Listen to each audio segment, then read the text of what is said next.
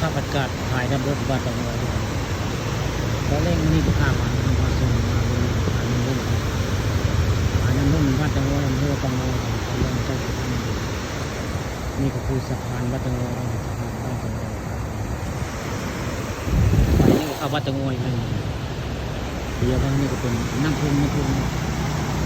ภาพอากาศตอนแรกนะผ่านมาบริเวณตลาดนัดคลองผมได้ในวันอาทิตย์นี่คือบริเวณน้ำพุวัดตะงอยเนี่ยเขาเทิงขึ้นไปเป็นตลาดนัดคลองผมตลาดของ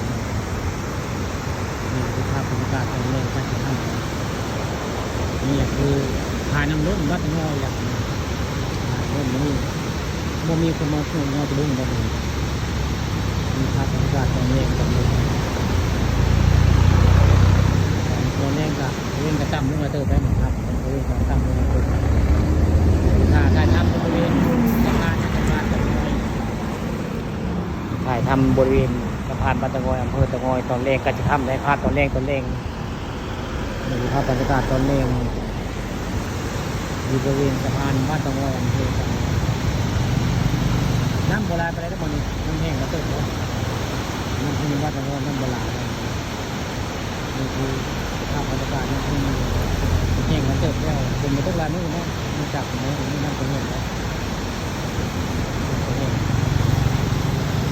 เป็นภาพน้ำพึ่งบ้านตะงอยอำเภอตะงอยน้ำแห้งก็ยังลายอยู่ในน้ำเลยก็ยังลายแล้วภาพน้ำพึ่งตะงอยน้ำแห้งตอนแรกใกล้จะทำแล้วที่แท้ทำมาแล้ว